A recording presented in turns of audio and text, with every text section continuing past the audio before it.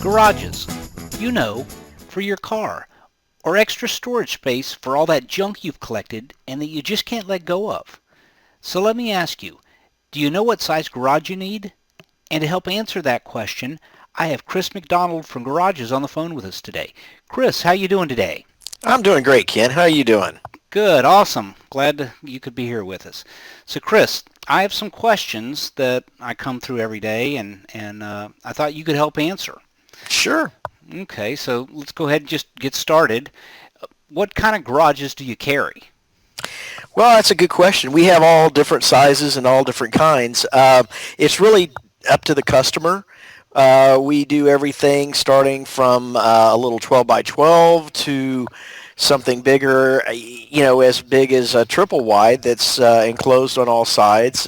Basically, the way we define a garage is anything that has four walls and some roll-up doors, and that's where you park your vehicles, your ATVs, your RVs, your utility trailers, anything of that sort. There's three different roof types. You've got your regular style, which has a more rounded look to it. The eave actually kind of rolls over the top of the leg about 6 or 8 inches. Then we have the boxed eave, which is a style where it's looks more like a house. It's got an overhang on it about 6 inches on each side. And then you have our vertical roof, which is the exact same profile as the boxed eave, but the difference is that the panels run from the peak to the eave, so they're running vertically. And that's one of my favorites, and I'll tell you why, is because it allows all that water and debris to roll off so it doesn't hang up there on the ribs. And the other thing that I like about it is that it has additional strength to it because it's got 4 hip channels, primarily to allow somebody to be able to screw those panels into gives it something to hold on to, but it also strengthens the structure. So what sizes do you carry? We start out with like a 12 by 21. Of course, it can be smaller than that. That's just where the beginning price is. And then it works up from there. You go to a triple wide carport garage, or even bigger than that. Just really, it's all up to the customer. How long have you been providing garages for the area? We've been around since 2003. Okay, so You've done this for quite a long time. You obviously know what you're doing. Yeah, it's been a while. It's been an educational journey, and the one thing that I pride myself on and our people on is that we do educate ourselves so that we're able to educate the customer. Okay, fantastic. And what kind of things over the years have you seen, garages being used for? Just about everything. Of course, as a garage for your car. I've had somebody just the other day who has a limo service who he parks all of his limos in there. He got one that was 36 feet wide and it was over 60 feet long, and he uses it to park all of his limousines in it. You can park just about anything, as I mentioned earlier: ATVs, utility vehicles. Guys have used them as a place to work on their vehicles, as a workshop for their hobbies, just about anything. Okay, almost like a man cave. Exactly.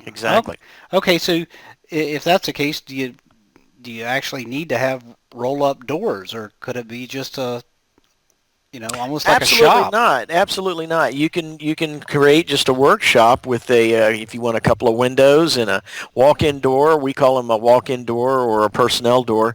They're 36 inches wide by 80 inches high, and then our windows are 30 by 30, and you just place them wherever you want. You don't even have to make that decision until they get out there to install.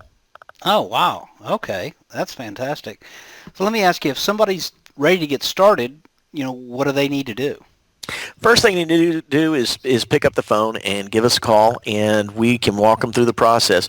There's going to be questions that are asked on our end and questions on their end, and as soon as we figure out exactly what the customer wants and needs, we fill out some paperwork and get a deposit, and we're good to go.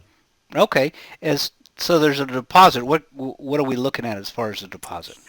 The deposit is usually 10% down.